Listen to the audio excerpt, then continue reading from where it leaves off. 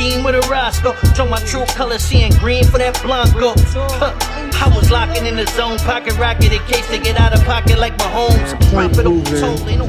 We got water in the building, man. You already know, man. What's up, man? What it is? Amazing work tonight, man. You and Amin. Appreciate you. Of course, man, just saluting you for just your consistency. Every battle, like, you really like showing high level professionalism, high level skill, and you haven't tapered off at all, man.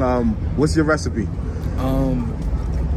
Don't change the formula. You know, I figure, like, I came in the game with a certain method, and that shit's starting to pick up. I'm still learning. I'm still, like, adjusting this shit. Every battle, I pick up something new, but it's really just keeping the same formula, same hustle, same hunger, same skill, all that shit. So I ain't gonna change now. This shit working, so you feel me? This is what it is.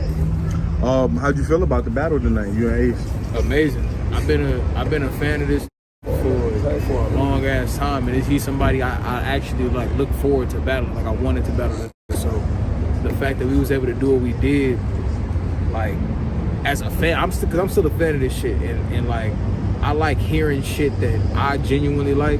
So when I battle, I know it's about to have that shit. That shit is actually fun for me, because I'm win, lose, or draw, I'm hearing like some of the dopest shit. So I felt good about it, and I think that replay value gonna be insane, honestly.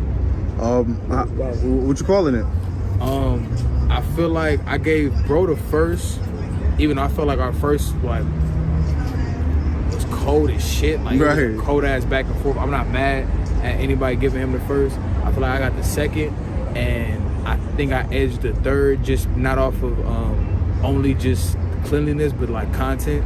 I felt like it was one of those rounds where, like, it was one of those counter right rounds where he talked about something, and I feel like I addressed it in my round in a way that, like, not negated at all, but like it spoke to it. And I think those type of, you were ready and prepared. You feel me? I think those, it's kind of like similar thing what happened like with Eunice and sure. Like, any battles where, like, I love when an opponent talks about a topic, right? Because I know in my next round I'm either addressing it to a certain point, or like I got something for that. You feel me? So it was dope, and like, yeah, I couldn't. Yeah, nah, that shit was fun. How'd you feel about the crowd tonight, man?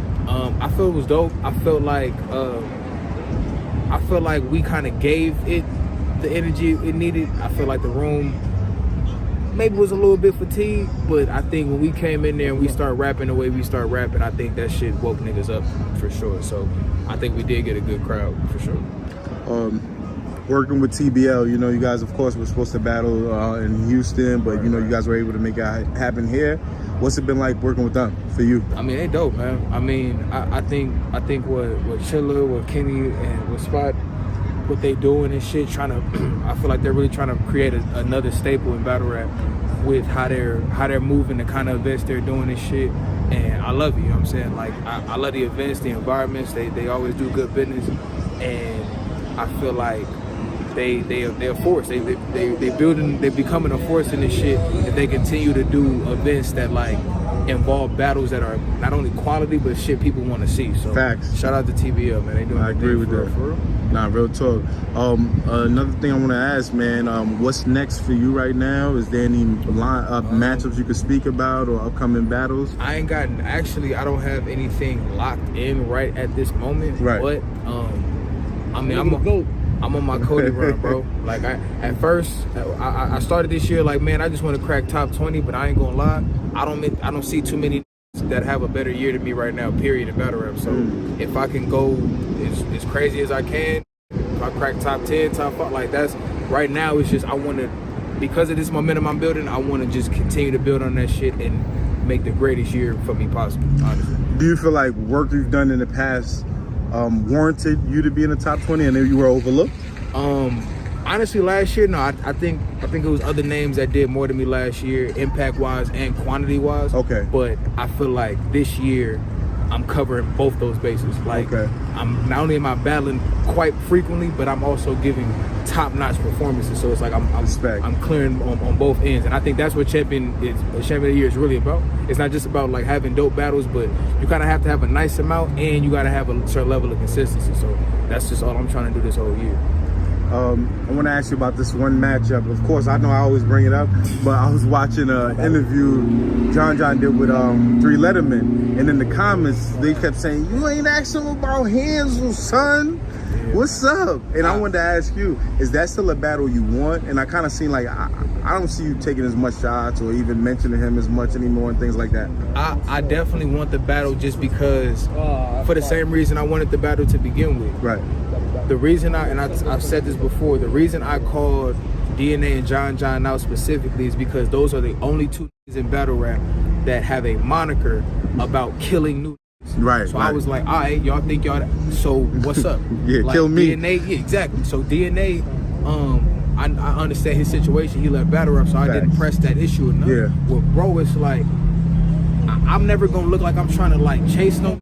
So if it's trying to come up with that narrative that I'm chasing, it's like, man, fuck that, like whatever. But I think at this point, how I'm doing shit is so undeniable. That's why I want to see it. Okay. Like it's like that's why the fans are in the comments like, yo.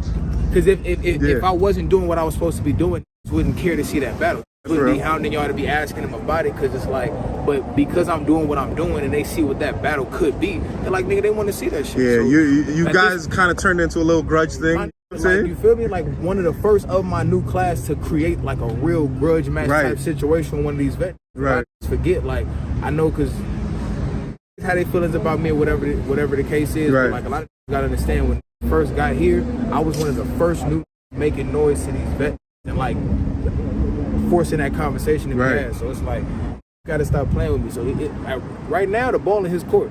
Like, I know respectfully he a vet. He got other names. He can be like, oh, I want to see these niggas first, respectfully, do your thing. But at a certain point, unless you're retiring, bro, you have to see me before you. Because I see, he's aiming for Fonz, or not aiming, but he's like, those are the battles, and like, why am I battling Hansel when I got Fonz? I got real killers or whatever. But the same killers he want to battle will tell him to never play with me at all. Gotcha. The same he want to be like Fonz is the he want to see. Basically, anybody in battle rap that means something at this point will let you know what Hansel is about. And it's not a game at all, and it's a reason why not only I'm making the kind of moves I'm making, but I'm in the company I'm in. Like, I'm in EFB, which is one of the most prominent battle rap groups that ever exist. I wouldn't have got that like title on me if I wasn't one of them. I respect that. So it's like, because it's filled with them. I'm on the same team as Rum Nitty and Geechee Gotti and Miss Hustle and Danny Myers and JC and Av. Like, I'm on a team with some of the greatest to ever do this shit. So it's like, it's a reason why I'm with these. Like, bro, that shit ain't for no reason. Like, I ain't just cool with. Like, nah, bro, I got that stamp because of what I do on that stage. So yeah, bro, it's just that time. And I think like what like me, like Eunice, like Capo, is like, even though we newer talent, we starting to bridge that gap between shit that makes sense for us, where it's like, if we starting to get certain names, niggas can't be like, oh, that doesn't make sense, where it's like, nigga, we showing and proving, giving y'all niggas some of the best battles in recent times. So it's like, niggas gotta just stop playing at a certain point, bro. And I'm gonna end it with this. With Gotti, I've seen him several times speak on passing the torch to you, and you're the next up, or you're the best one. Does that put added pressure?